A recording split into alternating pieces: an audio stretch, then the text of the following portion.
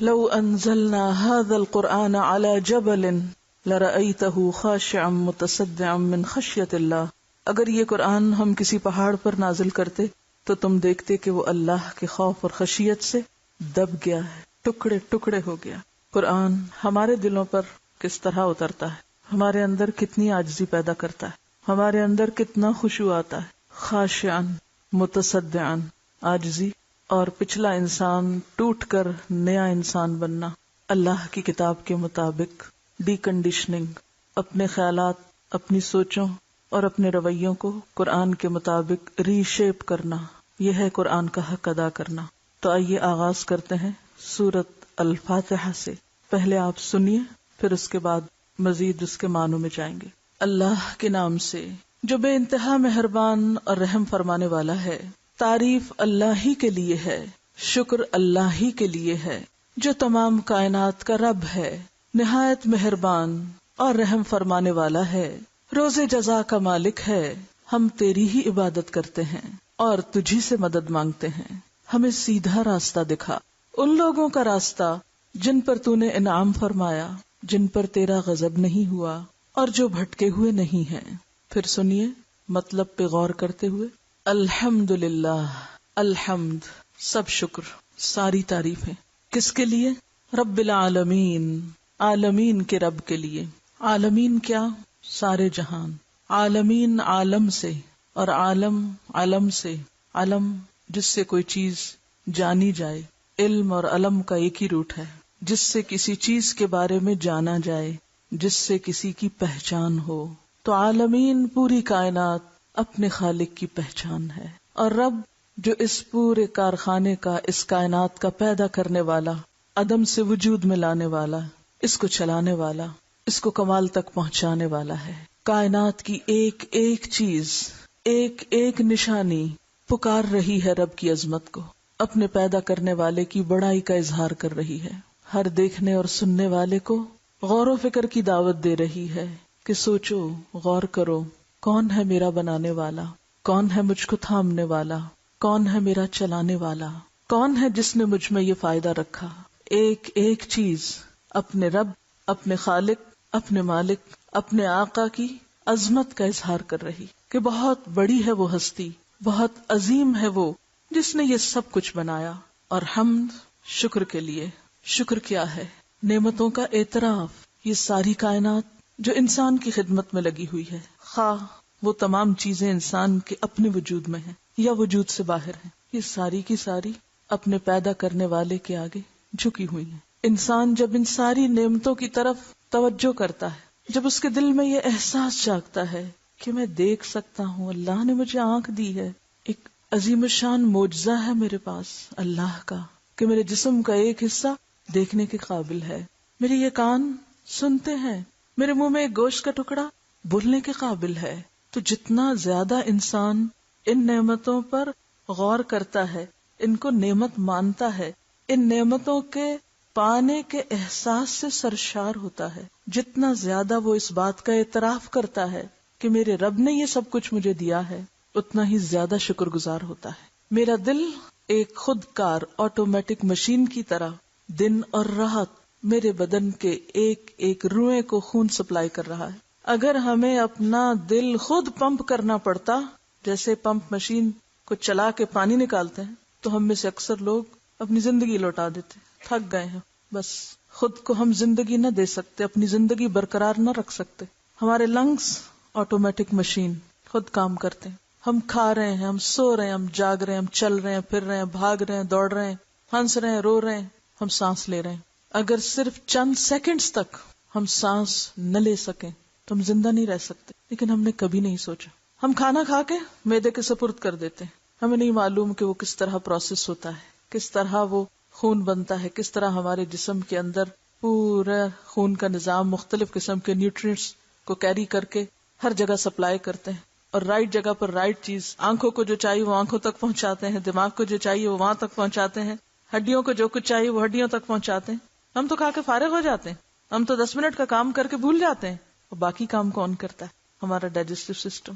کس نے دیا ہے یہ سب؟ ہمیں رب نے دیا ہے. تو جس انسان کو یہ احساس ہو جائے کہ میرے رب نے مجھے اتنی بڑی نعمت دی ہے، کیونکہ ان سے پوچھئے جن کا معدہ کام نہ کرتا ہو، جن کا دل بیمار ہو، جن کو سانس لینے میں مسئلہ ہو، ان سے ان نعمتوں کی قیمت پوچھئے۔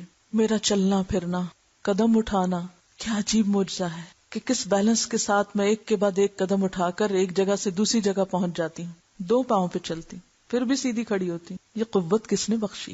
یہ کون ہے جو مجھے دے رہا ہے؟ میرا رب۔ اس بات کا اعتراف کرنا کہ یہ سب مجھے میرے رب نے دیا ہے۔ جتنا زیادہ آپ ان نعمتوں کی قدر کریں گے اتنا ہی دل میں احساس شکر پیدا ہوگا، اتنا ہی زیادہ آپ دل سے الحمدللہ کہیں گے۔ پھر اس زمین کا میرے لیے ہموار ہونا، اگر یہ نہ ہموار ہوتی، اگر یہ ہچکولے کھاتی، میں کیا کر سکتی تھی؟ سورج کا مناسب فاصلے پر ہونا، اگر صرف آدھا فاصلہ کم ہو جائے تو ہم اسی طرح جل اٹھیں، جیسے ایک کاغذ کو آگ پہ رکھیں تو وہ جل اٹھتا ہے، اور اگر یہ موجودہ فاصلہ دگنا ہو جائے تو ہر چیز ٹھہر کے رہ جائے، جم جائے، زندگی کے نشان ختم ہو جائے۔ یہ ہوا کا چلنا کتنی نرمی کے ساتھ ہر جگہ سے گزر جاتی ہے، غیر محسوس طریقے سے، نہ ہمیں سوتے ہوئے ڈسٹرب کرتی ہے نہ جاگتے ہوئے۔ یہ کس نے بنائی؟ یہ کون ہے جو ہواؤں کو بھیجتا ہے؟ یہ اللہ ہے جو ہوائیں بھیجتا ہے۔ یہ موسموں کا بدلنا، یہ اس مٹی میں سے میری خوراک کا نکلنا، پہاڑوں کے اندر خزانوں کا نسل در نسل انسانوں کے لیے چھپا کر رکھنا، محفوظ کر دینا۔ اگر اللہ تعالیٰ سونے کو پہاڑ کے اندر رکھنے کی بجائے پہاڑوں کو سونے کا بنا دیتے تو کیا بچتا آئندہ نسلوں کے لیے؟ یہ رنگا رنگ معدنیات کا زمین کے اندر چھپا کے رکھ دینا، تمام انسانوں کی ضروریات پورا کرنے کے لیے، اور نہ صرف انسانوں کی، بے شمار حیوانات کی جو اس زمین پر بستے ہیں، ڈائریکٹلی یا انڈائریکٹلی انسان ہی کو فائدہ پہنچانے کے لیے۔ یہ سب کچھ کس نے بنایا؟ کون ہے دینے والا؟ وہ اللہ۔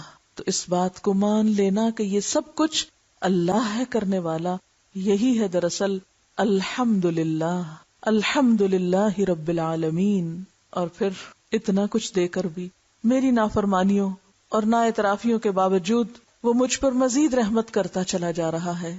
الرحمن، بہت ہی مہربان، الرحیم، بار بار رحم کرنے والا، رحمت ہی رحمت، کیونکہ یہ سب کچھ جو مل رہا ہے یہ اس کی رحمت ہی کی وجہ سے مل رہا ہے، یک طرفہ رحمت۔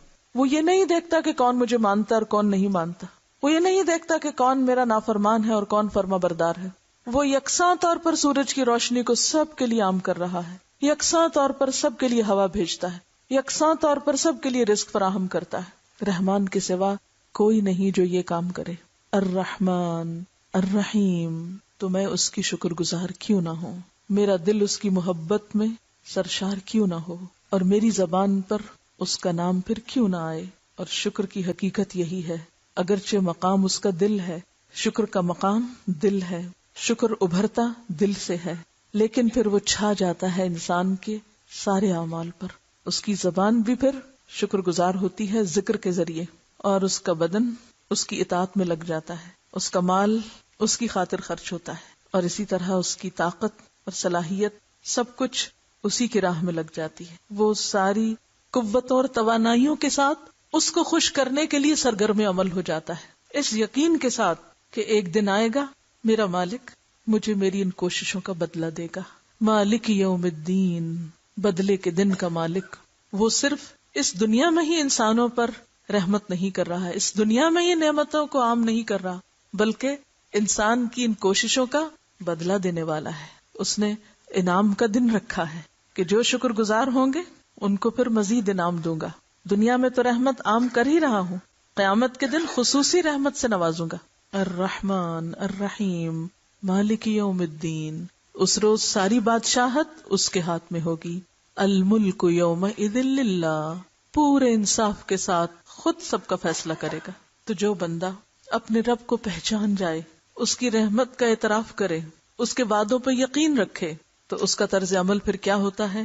ایاک نعبد، میں بھی پھر صرف تیرا ہی ہوں، میں بھی پھر صرف اور صرف تیرا ہوں۔ اونلی یورز، یورز اونلی، دونوں طرح سے۔ ہم یہ لفظ کس کے لیے لکھتے ہیں؟ جنہوں نے ہمارے لیے کچھ نہ کیا ہو۔ کبھی اللہ کے لیے بولا تنہائی میں، اکیلے میں، یا رب یورز اونلی، یا اونلی یورز، کوئی شریک نہیں تیرا، سب کچھ تو تو نے دیا، یہ دوسرے کہاں سے شریک ہو گئے تیری عبادت میں؟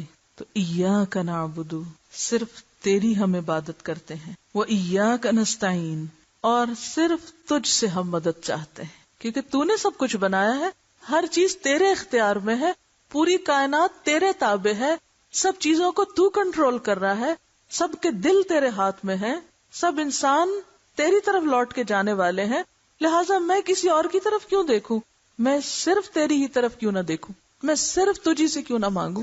وَإِيَّاكَ نَسْتَعِينُ، صرف تجھ سے ہم مدد چاہتے ہیں، کسی اور پہ میں ڈیپینڈ نہیں کرتی، کسی اور پہ میرا بھروسہ نہیں، میرا بھروسہ، میرا توکل، میرا سب کچھ میرے رب کے پاس۔ لیکن یہ عبادت ہوتی کیا ہے؟ اِيَّاكَ نَعْبُدُ جب ہم کہہ دیتے ہیں تو یہ لفظ محض لفظ نہیں ہونے چاہیے، ان لفظوں کا معنی بھی معلوم ہونا چاہیے، اور اس کے پیچھے پھر جو اخلاق اور کردار مطلوب ہے وہ ہمارے اندر پیدا ہونا چاہیے۔ عبادت، عربی زبان میں عبادت کا لفظ کس سے نکلا ہے؟ عبد سے۔ عبد کہتے ہیں غلامی اور بندگی کو۔ العبادت الخضوع والتذلل، ڈکشنری میں عبادت کا کیا معنی ہے؟ الخضوع والتذلل۔ اللہ نے اپنے بندوں کو پیدا کیوں کیا؟ یہ سب کچھ بنا کے ہمیں بنایا، ہمارے لیے سب کچھ پیدا کیا، یہ سب ہمیں دیا، پھر ہمیں کیوں بنایا؟ وَمَا خَلَقْتُ الْجِنَّ وَالْإِنسَ إِلَّا لِيَعْبُدُونَ، کہ میں نے جن و انس کو اپنی عبادت کے لیے پیدا کیا ہے۔ تو گویا ہم پیدا ہی اس کام کے لیے ہوئے ہیں، یہ سب کچھ اس نے دیا ہمیں اس لیے کہ ہم اس کے بن جائیں، ہمیں عقل دی، ہمیں آنکھ دی، ہمیں کان دیے کہ اس کی نشانیاں دیکھیں، پہچانے، اس کو جانے، اس سے محبت کریں، اس پر ایمان لائیں، اس کی طرف رجوع کریں، اسی پہ بھروسہ کریں، اسی پہ توکل کریں اور اسی کے ہو کر رہ جائیں۔ تو پھر عبادت کا معنی کیا ہوا؟ لسان العرب میں آتا ہے اصل العبودیت الخضوع والتذلل، عبادت کی اصل کیا ہے؟ خضوع یعنی عاجزی اور جھکنا۔ جمہور کا کہنا ہے، جمہوریت سے میجورٹی، جمہور کا کہنا ہے کہ العبادت التذلل، العبادت التذلل، کہ عبادت جھکنے کا نام ہے، دبنے کا نام ہے، اطاعت کا نام ہے۔ ابن کثیر کہتے ہیں عبادت کے لغوی معنی پست ہونے کے ہیں، اسی لیے کہا جاتا ہے معبد راستہ اور معبد اونٹ۔ معبد راستہ نہیں وہ راستہ جس پہ چل چل کے وہ بالکل ہموار ہو چکا ہو، سیدھا ہو گیا ہو۔ معبد وہ اونٹ جس پہ کثرت سے سواری کی گئی اور اب وہ ٹرینڈ ہو گیا ہے۔ شریعت میں اس سے مراد ایسی کیفیت ہے جس میں انتہائی محبت کے ساتھ، اب یہ لفظ یاد رکھیے، انتہائی محبت کے ساتھ انتہائی خضوع اور خوف موجود ہو، یہ ہے عبادت۔ ایک طرف ہے انتہائی محبت، اور یہ کیسے پیدا ہوگی، کب پیدا ہوگی؟ جب ہمارے دل میں نعمتوں کا احساس اور نعمتوں کا اعتراف ہوگا۔ جب ہم کسی کی خوبی دیکھتے ہیں تو تبھی ہمیں اس سے محبت ہوتی ہے نا، جو چیز اچھی لگتی ہے اسی سے محبت ہوتی ہے نا۔ تو جب ہمیں اللہ تعالیٰ کی پہچان ہوگی، اللہ تعالیٰ سے محبت ہوگی، جب اللہ کی پہچان ہوگی جبھی اللہ سے محبت ہوگی نا۔ جب تک اس کو جانے گی نہیں، محبت بھی نہیں کر سکتے صحیح معنوں میں۔ تو جب محبت پیدا ہوتی ہے اور جس کے لیے محبت دل میں آ جائے اس کے آگے انسان کیا بن جاتا ہے؟ آپ کا غلام۔ محبت کرنے والے عموماً اسی قسم کے ایکسپریشن استعمال کرتے ہیں، خادم، غلام، کہ بالکل نیچرلی آتا ہے، اس کے بعد اس کا ریزلٹ ہے کہ جس چیز سے آپ متاثر ہیں، جس کو آپ اپنا محسن سمجھتے ہیں، جس کی نعمتوں کا آپ اعتراف کرتے ہیں، جس کی خوبیوں کا آپ اعتراف کرتے ہیں، اسی کے لیے حمد ہوتی ہے، جس کی خوبیوں کا اعتراف۔ حمد کیا؟ خوبیوں کا اعتراف، نعمتوں کا اعتراف، جس کی قدرتوں پہ حیران ہیں آپ، دل آپ کا سرشار ہے، آپ اس کے آگے خود بخود جھک جائیں گے۔ تو انتہائی محبت کے ساتھ انتہائی عاجزی اور خوف، کیونکہ جس سے محبت ہوتی ہے اس کے بارے میں ڈر بھی لگتا ہے، کیا؟ ناراض نہ ہو، وہ نہ ناراض ہو، اور جو مرضی ہو وہ نہ ناراض ہو، میں اس کو ناراض نہیں کر سکتا۔ فلاں کا مجھ پہ بہت احسان ہے، میں اسے ناراض نہیں کر سکتا۔ میں فلاں کو بہت چاہتا ہوں، میں اسے ناراض نہیں کر سکتا۔ یہ محبت کا تقاضا ہے کہ یہ کس قسم کی محبت ہے؟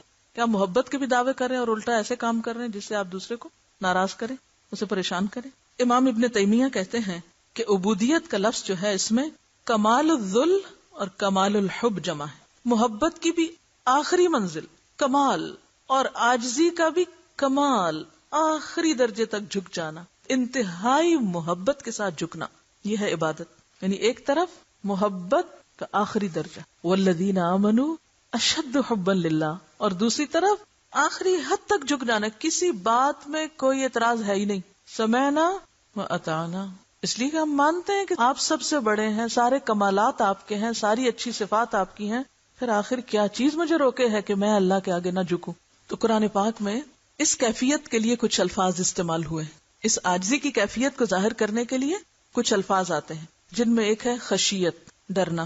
خوف کے لیے لفظ خشیت استعمال ہوتا ہے. لو انزلنا هذا القرآن على جبل لرأيته خاشعا متصدعا من خشیت اللہ. کیا پیدا ہوا خشیت سے؟ کیا ہے خشیت؟ خاشعا متصدعا، ٹوٹ جانا، اپنی انا کو توڑ دینا، اپنی پسند و ناپسند کو ختم کر دینا، اپنی عقل اور اپنی مرضی کو ایک طرف کر دینا. اسی لیے کہا گیا انما یخشى اللہ من عباده العلماء. ایک اور لفظ استعمال ہوتا ہے تضرع. ادعوا ربکم تضرعا وخفیہ انہ لا يحب المعتدین. پکارو اپنے رب کو تضرع کے ساتھ، زاری کے ساتھ، عاجزی کے ساتھ، چھپکے چھپکے. سورۃ الاعراف میں آتا ہے وَاذْكُرْ رَبَّكَ فِي نَفْسِكَ تَضَرُّعًا وَخِيفَةً. یاد کرو اپنے رب کو اپنے دل میں زاری کے ساتھ اور چھپکے چھپکے. ہم کیا کرتے ہیں؟ بس پکار پکار کے رب کو یاد کرتے ہیں. اور کب ہوتی ہے وہ کیفیت کہ ہم دل میں زاریاں کر رہے ہوں، فریادیں کر رہے ہوں، اندر سے پکار رہے ہیں اس کو، تنہائی میں پکار رہے ہیں اس کو.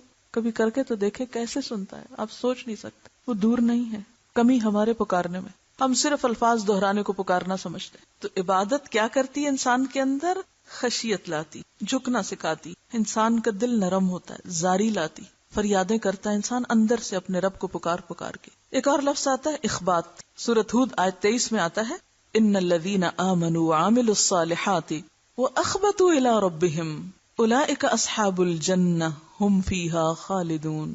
بے شک وہ لوگ جو ایمان لائے اور جنہوں نے اچھے کام کیے اور اپنے رب کی طرف جھک گئے.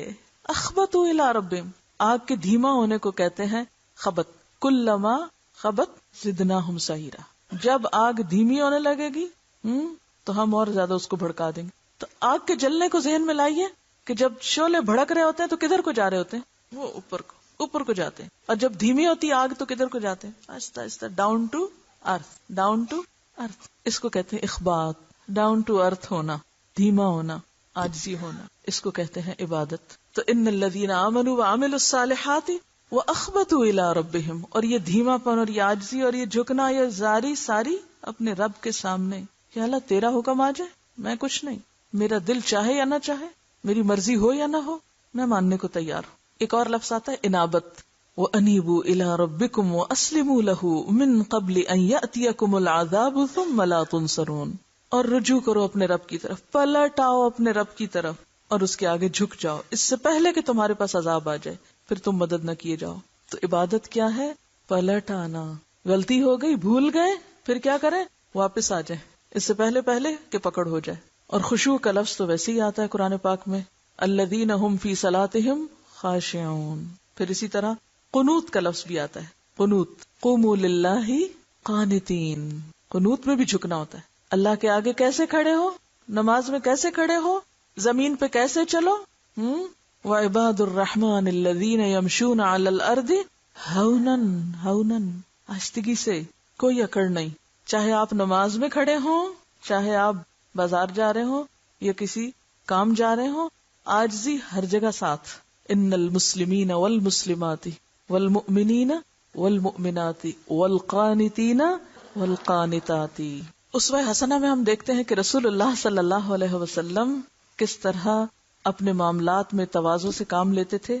یعنی صرف رب کے آگے نہیں، کیونکہ رب کے آگے 5 دفعہ اس لیے جھکایا جاتا ہے کہ لوگوں اللہ کے بندوں کے ساتھ بھی نرمی اور عاجزی کا معاملہ کرو. وہاں بھی کہیں جھک جایا کرو، وہاں بھی کہیں دوسروں کو مارجن دے دیا کرو. کیا اللہ کے رسول صلی اللہ علیہ وسلم سے بڑی ہستی بھی کوئی ہے انسانوں میں؟ نہیں. آپ کو کیا حکم دیا گیا؟ وَخْفِضْ جَنَاحَكَ لِلْمُؤْمِنِينَ. اپنے کندھے مومنوں کے لیے جھکا کے رکھو، یعنی توجہ دو ان پر. رسول اللہ صلی اللہ علیہ وسلم نے فرمایا اللہ تعالیٰ نے میری طرف وحی کی ہے کہ فروتنی یعنی عاجزی اختیار کرو، ایک دوسرے پہ فخر نہ جتاؤ اور ایک دوسرے پر باغیانہ طرز عمل نہ اپناؤ، یعنی سرکشی نہ کرو. سیدنا انس بن مالک کہتے ہیں ایک معمولی لونڈی رسول اللہ صلی اللہ علیہ وسلم کو ہاتھ سے پکڑ کر جہاں چاہتی لے جاتی. یعنی آپ مومنوں کے لیے اور سارے مومنوں کے لیے نرم مزاج تھے. یہ نہیں کہ کوئی بڑا انسان آیا تو اس کے سامنے تو عاجزی دکھائی اور کوئی اپنے سے چھوٹا نظر آیا تو وہاں پر انسانوں کی طرف بات ہی نہ کی. ہر ایک ساتھ اچھے اخلاق سے. ہمارا انسانوں کے لیے جھکنا، سب کے لیے جھکنا ہو، صرف اپنے بڑوں کے لیے نہیں. عام طور پر ہم اپنے بڑوں کے لیے تو پھر بھی جھک جاتے اور اپنے سے چھوٹے، چاہے ہمارے نوکر چاکر ہو یا کوئی عمر میں کم ہو جیسے اپنے بچے یا کوئی اور. یعنی بچوں سے جب ہم بات کریں گے تو خاص سرکشی کا سٹائل، استاد ہیں تو اسٹوڈنٹس سے بات کرتے ہوئے سر اٹھا کے وائے آپ کو کیا معلوم کون کس سے بہتر ہے. انسان کسی کا مذاق اس وقت اڑاتا ہے جب وہ اس کو حقیر سمجھتا ہے. تو کیا کہا گیا, کسی کا مذاق نہ اڑو. کیوں؟ عسیٰ ان یکونوا خیرا منکم, ہو سکتا ہے تم سے زیادہ اچھے ہوں جن کو تم حقیر سمجھ رہے ہو. ایک اور روایت میں آتا ہے صحابہ کرام کے دل میں نبی صلی اللہ علیہ وسلم سے بڑھ کر کسی شخص کی محبت جاگزی نہ تھی. اس کے باوجود وہ آپ کو دیکھ کر کھڑے نہ ہوتے تھے.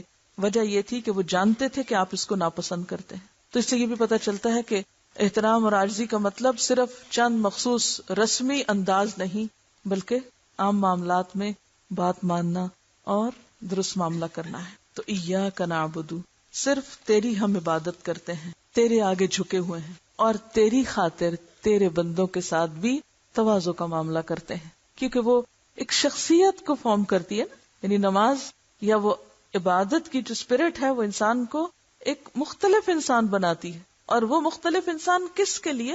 اپنے جیسے دوسرے بندوں کے لیے. ایاک نعبد و ایاک نستعین, اور صرف تجھ سے ہم مدد مانگتے ہیں, صرف تجھ سے ہم مدد مانگتے ہیں. اب دیکھیے کہ جس کو آپ بڑا سمجھتے ہو, جس کے احسانات کا آپ اعتراف کرتے ہو, پھر یہ ہو نہیں سکتا کہ آپ اس کو نہ پکاریں. آپ اپنے غم, خوشی, مشکل اور تکلیف کے موقع پر اس کو یاد نہ رکھیں. پھر جس سے آپ محبت کرتے ہیں قدرتی طور پر ہر موقع پر وہ آپ کو یاد آتا ہے یا نہیں. عبادت میں عاجزی بھی آ گئی, محبت بھی آ گئی. تو محبت کیا تقاضا کرتی ہے کہ صرف جھکے ہی نہیں, مانگے بھی اسی سے, پکاریں بھی اس کو, کیونکہ محبت کا مقام بھی دل ہے نا, جیسے شکر کا مقام دل ہے. تو جب دل میں محبت کسی کی آتی ہے تو انسان اس کو ہر موقع پہ یاد کرتا ہے. عربی کا ایک شاعر ہے, وہ کہتا ہے اپنی محبوبہ کو, وقد ذکرتکی والخطی یخطر بیننا, کہ میں نے تمہیں یاد کیا جبکہ ہمارے درمیان نیزہ بازی ہو رہی تھی.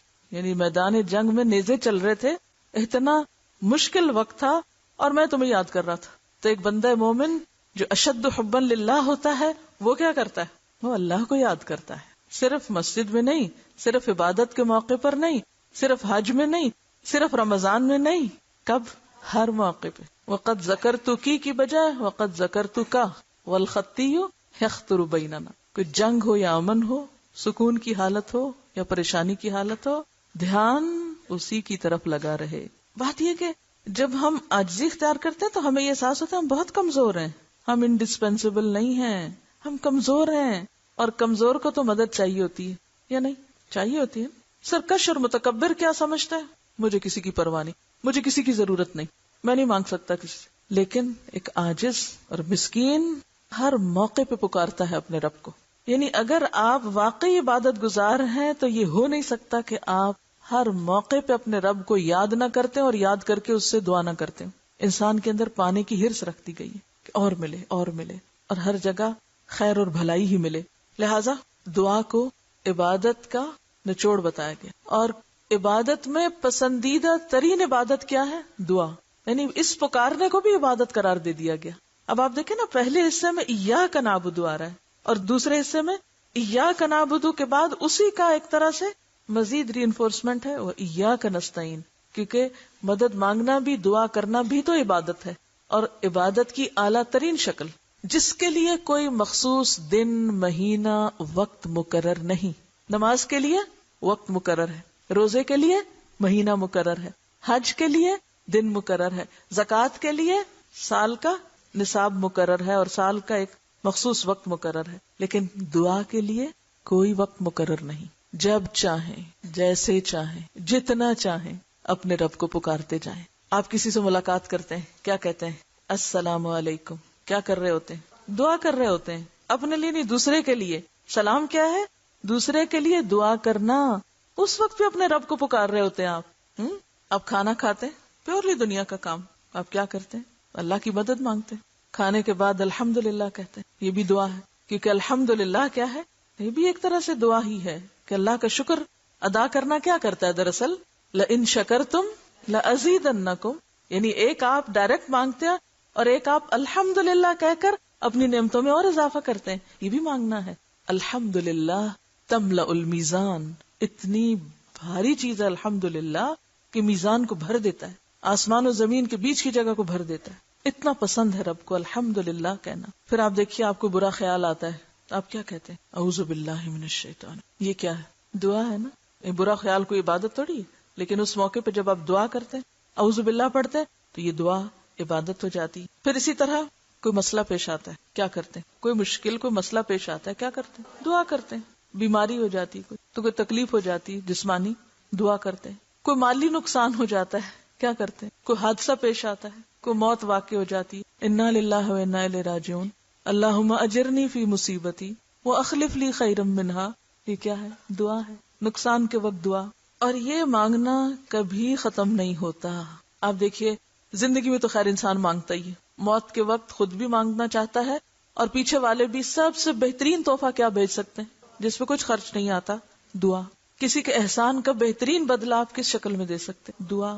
اسی طرح قیامت کے دن جب آپ اٹھیں گے، جیسے ہر روز سویرے بستر سے اٹھتے ہیں تو کیا کہتے ہیں؟ دعا. الحمدللہ الذی احیانا بعد ما اماتنا الیہ النشور. حشر کے میدان میں جب اندھیرا ہوگا تو کیا دعا کریں گے؟ ربنا اتمم لنا نورنا واغفر لنا. وہاں بھی دعا. پل صراط تو خیر اتنا ہولناک منظر ہے کہ انسان گنگ ہو کے رہ جائے گا. اس وقت صرف نبی صلی اللہ علیہ وسلم پکاریں گے رب سلم رب سلم. دعا. جنت میں پہنچ کے کیا کہیں گے؟ السلام علیکم. جنت کے جو آپ کے ویلکم کرنے والے ہوں گے وہ بھی آپ کو سلام کر رہے ہوں گے. وتحیتہم فیہا سلام وآخر دعواہم ان الحمد للہ رب العالمین. کیا ہے؟ ابتدا بھی الحمد للہ رب العالمین سے اور انتہا بھی الحمد للہ رب العالمین. تو گویا بندہ مومن کا ترانہ کیا ہے؟ الحمد للہ، جو بہترین دعا ہے.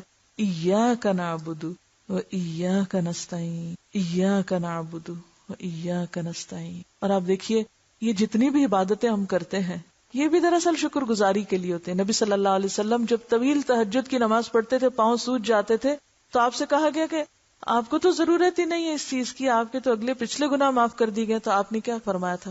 افلا اکون عبدا شکورا. تو عبادت بھی دراصل ہم کس لیے کرتے ہیں؟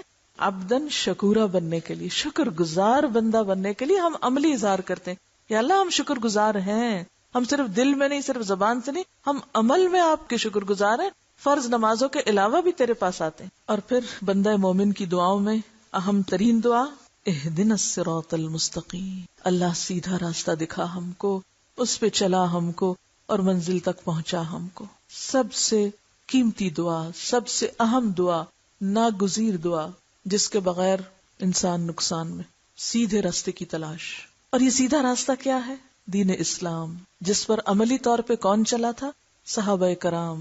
صراط الذین انعمت علیہم غیر المغضوب علیہم ولا الضالین. اللہ ان لوگوں کا راستہ جن پر تو نے انعام فرمایا. کون ہے وہ؟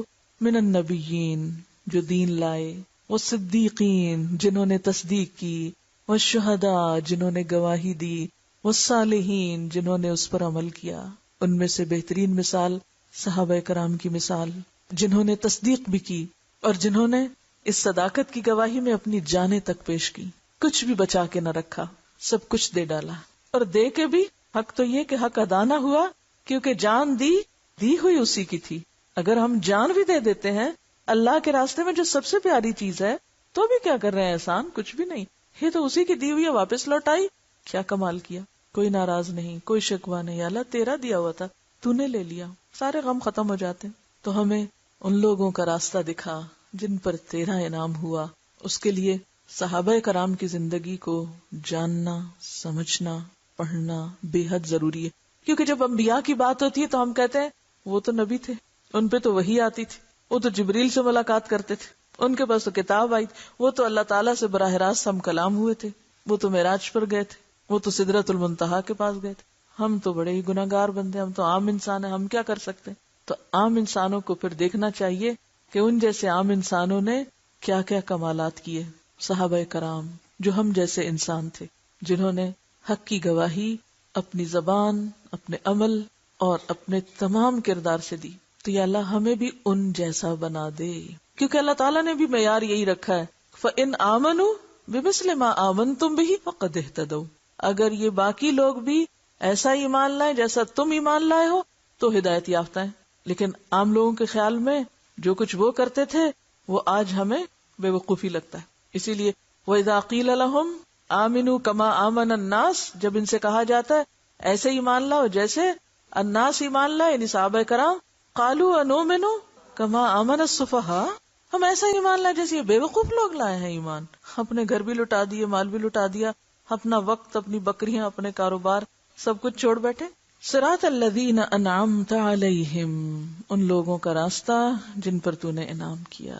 انعام کس کو اچھا لگتا ہے؟ انعام کوئی ہے جس کو انعام اچھا نہ لگے؟ انعام پرائزز، پرائز ونر، ایوارڈ، کتنا فخر کرتے ہیں. تو ایک ایوارڈ اور ایک پرائز اور ایک انعام تو آپ کو دنیا میں ملتا ہے جو آپ کے مرنے کے ساتھ بے وقت بے قیمت ہو جاتا ہے، اور ایک وہ ہے جو اللہ رب العزت کی طرف سے ملتا ہے. تو جن کے حق میں اللہ فیصلہ کر دے، رضی اللہ عنہم ورضوا عنہ، اللہ ان سے راضی ہو گیا، یہ ہے سب سے بڑا انعام. ایسی کوشش، ایسی جد و جہد جس کے نتیجے میں اللہ راضی ہو جائے، اس چیز کے لیے یکسو ہو جانا کہ میرے کسی بھی کام اور کوشش کا مقصد لوگوں کی رضامندی نہیں کہ یہ خوش ہو جائے مجھ سے، وہ راضی ہو جائے، وہ نہ ناراض ہو جائے، وہ نہ مجھے کچھ کہہ دے. لوگوں کا ڈر نہیں، لوگوں کی رضامندی نہیں، اللہ کی رضا. اور اللہ کی رضا میں اگر کوئی ناراض ہو بھی جائے اور انسان صبر کر لے تو ایک وقت آتا ہے اللہ اس کو بھی راضی کر دے. اور اگر بندوں کو راضی کرنے میں رب کو ناراض کر دے تو بڑے گھاٹے کا سودا ہے. غیر المغضوب علیہم، ان کا نہیں جن پہ غضب ہوا. غیر المغضوب علیہم، صحابہ کرام کا راستہ تو چاہیے، مغضوب علیہم کا نہیں چاہیے. اللہ کا غضب کس پر ہوتا ہے؟ اس پر ہوتا ہے جس کے پاس علم ہو پھر وہ عمل نہ کرے. جو کتاب والا ہو، اہل کتاب ہو، پڑھا لکھا ہو، سب جانتا ہو، لیکن اس کا عمل اس کے مطابق نہ ہو. ایسے لوگ انعام یافتہ نہیں ہوتے، ایسے لوگ مغضوب علیہم ہوتے ہیں. تو یاد رکھیے اگر قرآن پڑھ کر بھی رحمتیں نہیں آ رہی تو کہیں ایسا تو نہیں کہ کچھ قصور کر رہے ہیں ہم. تو جو جان بوجھ کے انجان بنے، جو سمجھ کر بھی نہ سمجھ بنے، اس پہ اللہ کا غضب ہوتا ہے. اور اس کی مثال تاریخ میں موجود ہے جن قوموں پر اللہ کا غضب ہوا. قوم نوح سے لے لیجئے، قوم نوح، قوم عاد، قوم سمود، قوم لوط، فرعون اور اس کے اہلکار، اہل کتاب بنی اسرائیل، ان سب کے اوپر کیوں غضب ہوا؟ پچھلی قومیں اللہ کے غضب سے تباہ ہوئی نا، کیوں غضب ہوا ان پر؟ تو غضب اس پر ہوتا ہے جس کے پاس پیغمبر آئے، جس کے پاس کتاب آئے، جس کو ہدایت کا راستہ بتا دیا جائے اور وہ سب جان بوجھ کے پھر کچھ نہ کرے، عمل نہ کرے. یہ جتنی بھی قومیں قرآن پاک میں جن کا ذکر آتا ہے ان پہ تباہی آئی، اللہ کا عذاب آیا، ان کا قصور کیا تھا؟ کیا وہ جانتے نہ تھے؟ ما کننا معذبین حتی نبعث رسولا، ہم عذاب نہیں دیتے کسی کو جب تک رسول نہ بھیج دیں، لیکن جب رسول آ جاتا ہے پھر نہ لوگ مانے، پھر پکڑ آتی. ولضالین، ہمیں بھٹکنے والوں کا راستہ بھی نہیں چاہیے، ہمیں نہیں بھٹکنا. اور بھٹکنے والے کون ہوتے ہیں؟ جاہل، جن کے پاس علم نہ ہو اور کوئی انہیں بتایا کہ ہم نہیں مانتے، اپنے پاس ہی رکھو. دال کون ہوتا ہے؟ گم راہ. راستہ کون گم کرتا ہے؟ آپ کب بھٹکتے ہیں؟ کسی کے گھر جا رہے ہیں کب بھٹکتے ہیں؟ جب صحیح پتہ نہیں ہوتا کہ کدھر کو جانا ہے، کدھر کو مڑنا ہے. ڈائریکشنز لے کے نہیں چلتے. ہم میں سے اکثر لوگوں کا حال یہ کہ یہاں ڈائریکشن لے کے نہیں چلتے گھر سے. ہم کہتے ہیں وہ پوچھ لیں گے کسی سے. عام زندگی میں ہم یہی کرتے ہیں، دین کے معاملے میں بھی ہم کہتے ہیں ہم پتہ ہے سب کچھ. یہ کہنا کہ مجھے سب پتہ ہے، یہ کس چیز کی علامت ہے؟ جاہل ہونے کی. جو یہ کہے کہ میں سب جانتا ہوں وہ سب سے زیادہ لا علم ہے. یہ جہالت کی علامت. کیونکہ علم والے تو جتنا علم آتا جاتا ہے اتنا ہی ان پہ لا علمی کھلتی جاتی ہے کہ ہم کیا جانتے ہیں. وہ اپنی لا علمی کا اعتراف کرتے جاتے ہیں، اور لا علمی کا اعتراف کرنے والے علم حاصل کر پاتے ہیں. جو لا علمی کا اعتراف نہ کرے وہ آگے نہیں سیکھ سکتا. جو اپنے آپ کو عالم سمجھ لے وہ آگے نہیں بڑھ سکتا. اسی لیے ہمیں کیا کہا گیا؟ ہمیشہ طالب علم رہو، مہد سے لحد تک طالب علم رہو. تو دال بھٹکنے والے وہ ہوتے ہیں جو جہالت کی بنا پر انکار کرتے ہیں، یعنی پتہ نہیں اور مانتے بھی نہیں. تو یا اللہ نہ تو ہمیں ویسا بنا کہ جنہیں پتہ ہے اور نہیں مانتے، اور نہ ایسا بنا کہ جنہیں پتہ ہی نہیں اور پھر نہیں مانتے. اب ان باتوں کو ذہن میں رکھ کے دوبارہ غور سے تلاوت سنیے.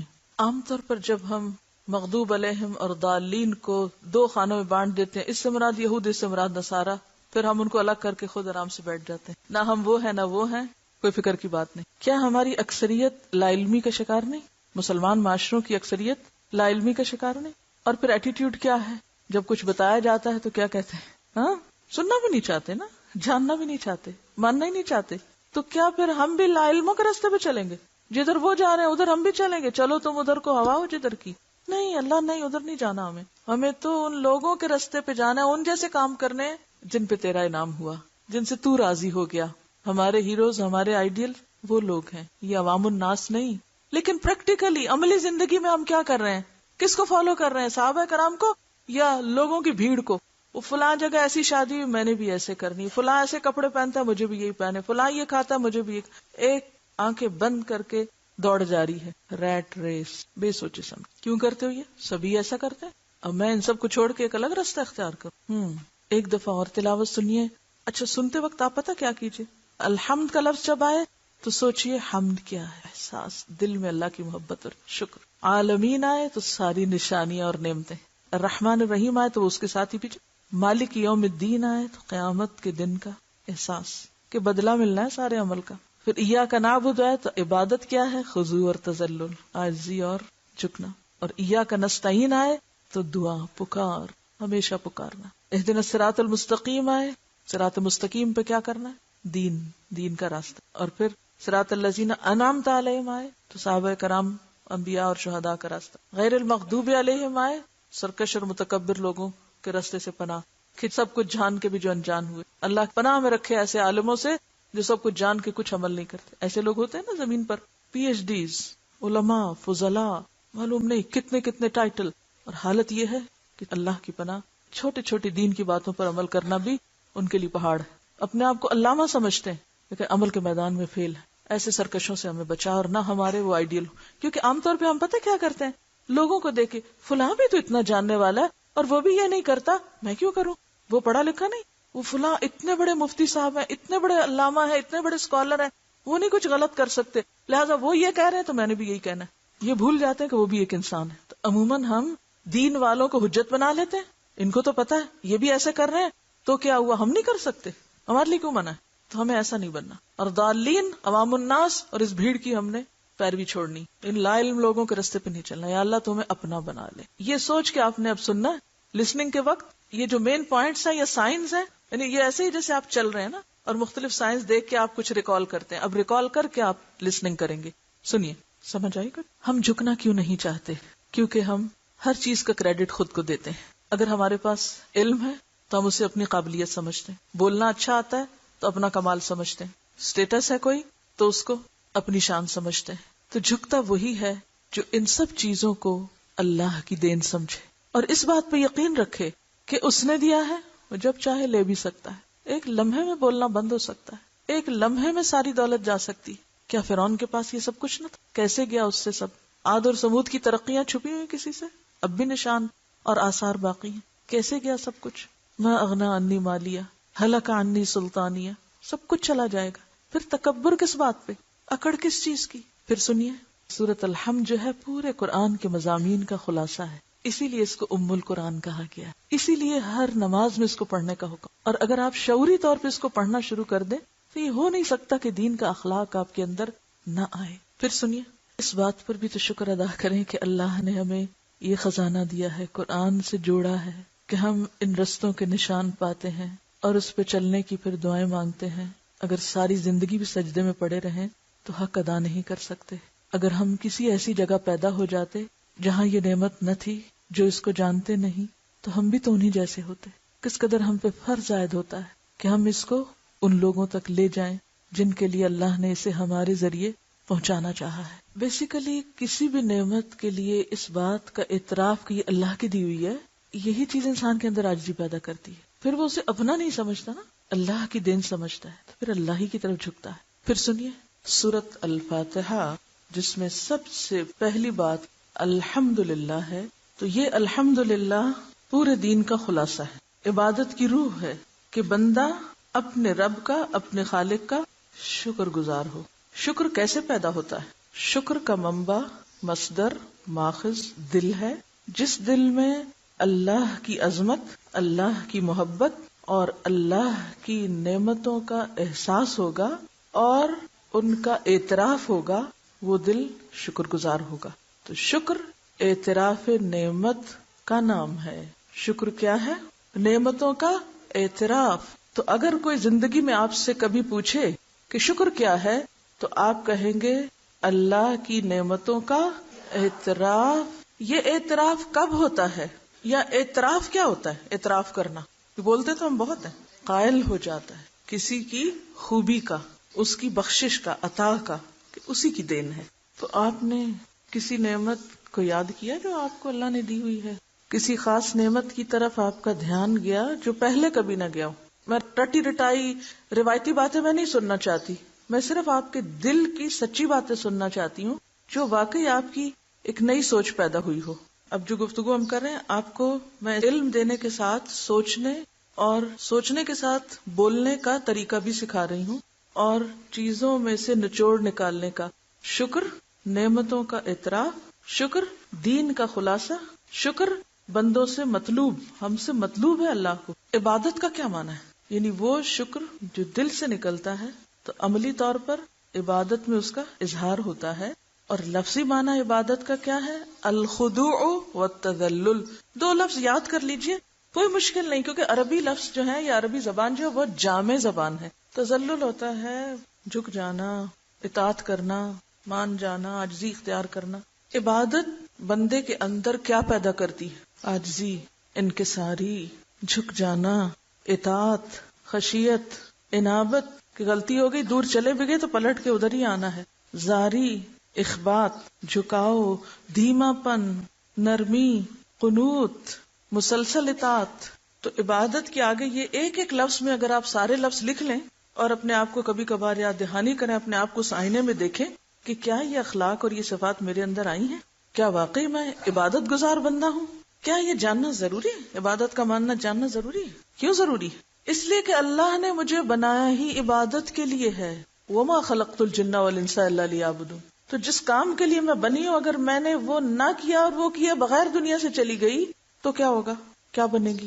مثلا یہ گھڑی ٹائم دیکھنے کے لیے ہے، اگر یہ ٹائم نہ بتائے، آپ اس میں سیل بھی ڈالیں، آپ اس کی سوئیوں کو گھمائیں بھی، آپ سارا علاج اس کا کریں، پھر بھی یہ ٹائم نہ بتائے، آپ اس کو کیا کریں گے؟ کہاں پھینکیں گے؟ اٹھا پھینکیں گے کباڑ خانے میں، کوڑے میں پھینکیں گے. تو جو شخص اس دنیا میں آئے اور وہی کام نہ کر کے جائے جس کے لیے اسے بنایا گیا تھا، اور اس کے علاوہ وہ عالی شان ترقیاں کرتا رہے، تو وہ کیا کر کے گیا؟ اس نے کیا کمایا؟ وہ کہاں پھینکے جانے کے لائق ہے؟ پھر جہنم میں. جس نے اس دنیا میں آ کر اپنے خالق ہی کو نہیں پہچانا، اس کی نعمتوں کو ہی نہیں جانا، اس کا اعتراف ہی نہیں کیا، اور جواب میں اظہار ہی نہیں کیا، اظہار وفاداری کیا ہی نہیں، تو اس نے کیا کیا پھر؟ اس لیے عبادت کا مفہوم جاننا بے حد ضروری ہے. اور یہ عبادت کے لفظ کو جتنے الفاظ آگے مزید واضح کر رہے ہیں جو میں نے آپ کو بتائے، ان کو صرف لفظ میں لکھ لیجئے اپنے پاس، اور کبھی کبھار اپنے آپ کو دیکھیے کہ یہ میرے اندر صفات ہیں یا نہیں. وہ جتنے بھی لفظ، یہ جتنی بھی چیزیں، وہ ساری الٹیمیٹلی ایک ہی جگہ پر جا کے رکتی ہیں، ایک ہی چیز کو مزید واضح کر رہی ہیں. وَإِيَّاكَ نَسْتَعِينُ، صرف تجھ سے ہم مدد چاہتے ہیں. کیا سکھاتی ہے یہ بات؟ دیکھیے پڑھنے سے فرق پڑے گا. وَإِيَّاكَ نَسْتَعِينُ وَإِيَّاكَ نَسْتَعِينُ، اور صرف تجھ سے ہم مدد چاہتے ہیں، صرف تجھ سے چاہتے ہیں. کیا مانا ہے؟ کیا فیل کیا آپ نے اس کو سن کے؟ نہ دائیں نہ بائیں نہ آگے نہ پیچھے، کوئی اور نہیں، صرف تو. کیونکہ سارا کمال جو اس کے لیے ہے، سارا شکر اس کے لیے ہے، تو ساری ہماری وابستگیاں، محبتیں، وفاداریاں اسی کے لیے. لہذا ہم جھکیں گے بھی اس کے آگے اور مانگیں گے بھی اسی سے، کیونکہ انسان جس سے مانگتا ہے، جس سے اس کو فائدہ پہنچتا ہے، تو اسی کے گن گاتا ہے. وہ کہتے ہیں نا، رب کا شکر ادا کر بھائی جس نے ہماری گائے بنائی. جس کو یہ سمجھ آ گیا کہ ہماری گائے جس کا دودھ ہم پیتے ہیں وہ رب نے بنائی ہے، تو وہ لازماً شکر گزار بھی اسی کا ہوگا، اور پھر آئندہ بھی اسی سے مانگے گا، اسی کے گن گائے گا. کیا دعا کا کوئی وقت مقرر ہے؟ کب کب مانگ سکتے ہیں؟ دعا عبادت کا اعلیٰ ترین مقام ہے، لیکن اس کے لیے کوئی مخصوص وقت یا مخصوص فارم یا مخصوص جگہ نہیں بتائی گئی کہ صرف وہی مانگ سکتے ہیں یا صرف اس وقت مانگ سکتے ہیں. ہر وقت اور ہر لمحہ اور ہر موقع پہ مانگ سکتے ہیں. اس سے پتہ چلتا ہے کہ ہمارا دین صرف مخصوص جگہوں یا خانوں یا علاقوں کے لیے نہیں ہے یا اوقات کے لیے، وہ اللہ اور بندے کے درمیان دائمی اور مستقل رشتہ ہے، لمحے لمحے کا تعلق ہے، کیونکہ لمحے لمحے انسان اللہ کا محتاج ہے. یا ایھا الناس انتم الفقراء الی اللہ. تو جو خود کو فقیر سمجھتا ہے، خود کو محتاج سمجھتا ہے، پھر وہ اپنے سے برتر رب عظیم سے مانگتا چلا جاتا ہے. اہدنا الصراط المستقیم. صراط مستقیم کیا ہے؟ سے مراد دین اسلام کا طریقہ ہے جو اللہ کے رسول صلی اللہ علیہ وسلم نے ہمیں سکھایا صحیح منزل تک پہنچنے کے لیے. کیونکہ اس کی ڈیفینیشن آگے آ رہی، صراط الذین انعمت علیہم، ان لوگوں کا طریقہ زندگی یا لائف سٹائل جن پر تیرا انعام ہوا. مغضوب علیہم کون ہے؟ جن پہ اللہ کا غضب ٹوٹا. کیوں ٹوٹا؟ کہ انہوں نے جان بوجھ کر پھر اللہ کی نافرمانی کی، اور اس سے مراد وہ ساری قومیں ہیں جن پر دنیا میں عذاب آیا، غضب ٹوٹ پڑا، آ گیا غضب۔ وَلَضَّالِّينَ، ضال کون ہوتا ہے؟ راہ گم کیے ہوئے، گمراہ نہیں کہے، کیوں؟ جب ہم گمراہ کہہ دیتے ہیں تو پھر کیا ہوتا ہے؟ جب ہم روایتی لفظ بولتے جاتے ہیں نا، پھر وہ لفظ اپنی روح کھو دیتے ہیں، اپنا مفہوم کھو دیتے ہیں، پھر ہم ان کو سوچ کے نہیں بولتے۔ اگر میں کہوں گی گمراہ تو آپ کسی ایسے بھٹکے ہوئے انسان کو ذہن میں لاکیں کہ وہ فلاں گمراہ۔ جب میں کہوں گی راہ گم کیے ہوئے تو فرق ہو جائے گا نا، بات وہی ہے لیکن احساسات فرق ہو جائیں گے۔ یعنی آپ دیکھیں، میں بولتی ہوں محسوس کیجئے اس وقت صرف گمراہ، راہ گم کیے ہوئے، دونوں میں کیا فرق؟ میں نے بولا گمراہ، فلاں گمراہ ہے، فلاں راستہ کھو چکا ہے، جی لیونگ کیریکٹر لگتا ہے، فلاں گمراہ ہے اور فلاں راہ گم کر چکا ہے، فلاں راستہ نہیں پا رہا۔ راستہ ہے نا دین کا، علم دینا چاہتے ہیں آپ، اس کو لینا ہی نہیں چاہتا، کوئی ڈائریکشن نہیں ہے اس کے پاس، کوئی طریقہ نہیں ہے اس کی زندگی میں، اور آپ دینا بھی چاہیں اور لینا نہیں چاہتا۔ تو اس سے مراد پھر کون لوگ ہیں؟ راہ گم کیے ہوئے کون ہیں؟ عوام الناس، امیون، ومنہم امیون لا یعلمون الکتاب، پتہ ہی نہیں کرنا کیا ہے، جانا کدھر ہے، کیوں آئے ہیں دنیا میں۔ ایسے سارے لوگ جو مقصد زندگی سے لا علم ہیں، نابلد ہیں۔ تو ہم ہر روز کیا دعا مانگتے ہیں کہ یا اللہ ہمیں ماسز والا، میجورٹی والا، اور جس پر اکثریت ہے وہ راہ نہیں چاہیے، وہ چاہیے جو انبیاء، شہداء، صدیقین اور صالحین کا راستہ ہے، وہ چاہیے۔ تو اس طرح آپ کا رشتہ اور تعلق کن سے جا جڑتا ہے؟ انہی سے جا جڑتا ہے۔ پھر آپ اسی کی دعا مانگتے ہیں، الحقنی بالصالحین، آپ ان کی محبت میں روتے ہیں، آپ ان کے نقش قدم کو فالو کرتے ہیں، آپ ان کو اپریشیٹ کرتے ہیں، آپ ان کی خدمات کا بھی اعتراف کرتے ہیں۔ تو گویا ہمارا دین ایک طرف ہمیں اللہ کی نعمتوں کا اعتراف سکھاتا ہے اور دوسری طرف ہمیں بندوں کی خیر و بھلائی اور ان کے اچھے کاموں کا اعتراف بھی سکھاتا ہے۔ لیکن بخیل کبھی اعتراف نہیں کرتا، جس کا دل چھوٹا ہے نہ وہ اللہ کی نعمتوں کو اپریشیٹ کر سکتا ہے اور نہ وہ کسی اچھا کام کرنے والے کو اپریشیٹ کر سکتا ہے، بخل ہے نا اس کے دل کے اندر۔ تو اس طرح آپ دیکھیے کہ ایک بندہ مومن کی تصویر کیا بنتی ہے، وہ جس کا تعلق آسمان و زمین کے مالک سے، وہ جو آسمان و زمین کا مالک ہے، ایک طرف اس کا تعلق اس سے جا جڑتا ہے اور دوسری طرف وہ بندوں کے بیچ میں رہتے ہوئے ان بندوں کی اچھائیوں کا معترف ہے جو اللہ کے راستے پہ چلتے ہیں، ان کو اپریشیٹ کرتا ہے، وہ خدا کی معرفت بھی رکھتا ہے، وہ انسان دوست بھی ہے۔ یہی دو صفات انسان کو کیا بناتی ہیں؟ معتدل انسان بناتی ہیں۔ معتدل، ایسی ہی چیز انسان کی زندگی میں اعتدال لاتی ہے۔ واضح؟ تو آپ معتدل انسان کب بن سکتے ہیں؟ جب ایک طرف آپ کا تعلق اللہ تعالیٰ سے بھی درست بنیادوں پر استوار ہو اور دوسری طرف بندوں کے ساتھ بھی آپ حسد اور بغض اور تنگ دلی کا مظاہرہ کرنے والے نہ ہوں۔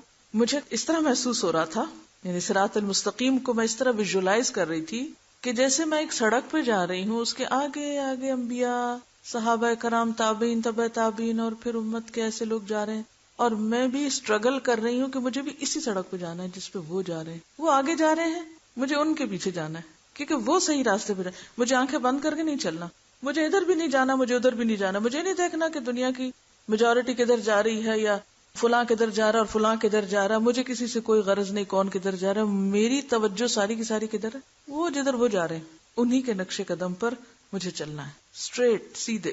وہ آگے ہیں، ہم پیچھے ہیں، ہم انہی کے فالوورز۔ کبھی حیرت نہیں ہوتی آپ کو یہ پڑھ کے کہ اللہ تعالیٰ نے صراط مستقیم کو ڈیفائن کیسے کیا ہے؟ یعنی پہلے کہا کہ مانگو صراط مستقیم، پھر اس کو ڈیفائن کیسے کیا؟ پریکٹیکلی ڈیفائن، یعنی پریکٹیکل ڈیمونسٹریشن کے ساتھ، کہ کوئی یہ نہ کہ مجھے تو پتہ ہی نہیں تھا میں نے کیا کرنا ہے۔ صرف یہ نہیں کہا کہ قرآن اور سنت کا علم کافی ہے، ان ہستیوں کے بارے میں جاننا بھی ضروری ہے جنہوں نے واقعی اللہ کے رسول صلی اللہ علیہ وسلم کی زیر نگرانی قرآن و سنت پر عمل کر کے دکھایا۔ واضح سمجھ آ گئی؟ اب کچھ اور شخصیتیں بھی دنیا میں بستی ہیں، اب اس آئینے میں دیکھنا ہے خود کو، ہم کدھر جا رہے ہیں۔ ٹھیک ہے، اس میں سب سے پہلے آپ دیکھیے کہ یہاں پر سورۃ البقرہ کی ابتدا میں متقین کے گروہ کا ذکر ہوا۔ یہ متقین اصل میں وہی لوگ ہیں جو انعمت علیہم ہیں۔ یہاں اب آپ دیکھیے کہ ان لوگوں کی کچھ عملی صفات بتا دی گئی کہ وہ کیا کیا کرتے ہیں۔ صراط مستقیم کو مزید عملی طریقوں سے واضح کیا جا رہا ہے، اور صرف ظاہری شیپ کے اعتبار سے نہیں بلکہ تقوی دل کی کیفیت کے ساتھ اس کو جوڑا گیا ہے. تو پہلا گروہ متقین کا ہے. متقین کون؟ تقوی والے. تقوی کا تعلق کس سے ہے؟ دل سے. دوسرا گروہ کفار کا بتایا گیا. کفر کا تعلق بھی کس سے ہے؟ دل سے. اسی لیے اللہ تعالیٰ فرماتے ہیں ختم اللہ علی قلوبہم، ان کے دلوں پہ مہر لگا دی اللہ نے. دل بند ہے، ان کے دل نہیں کام کرتے، لہذا وہ حقیقت کو نہیں پاتے. اب تیسرا ایک گروہ ہے جو ان دونوں کے بیچ کا ہے، لا الہ ہؤلاء ولا الہ ہؤلاء، اور وہ ہے گروہ منافقین کا. منافقت کا تعلق کس سے ہے؟ دل سے. تو اصل بات پھر کیا ہوئی کہ جب تک اندر درست نہیں اس وقت تک باہر درست ہو نہیں سکتا. اور شکر کا تعلق بھی کس سے تھا؟ دل سے. محبت کا تعلق کس سے؟ چاہے وہ اللہ کی ہو یا نیک بندوں کی. تو جب تک دل کی اصلاح نہ ہو اس وقت تک ظاہری عمل درست ہو ہی نہیں سکتے. وآخر دعوانا ان الحمد للہ رب العالمین. یہ مختلف قاریوں کی آواز میں جو قرات ہے، اس کی کیسٹ بھی ایک تیار کی گئی ہے 7 رنگ کے نام سے. اس کو آپ لے بھی سکتے ہیں اگر خود سے سننا یا آگے سنوانا چاہیں، یا کہیں اور آپ سورۃ فاتحہ کی تفسیر کہیں پر درس دینا چاہیں. سبحانک اللہم و بحمدک نشہد ان لا الہ الا انت نستغفرک و نتوب الیک.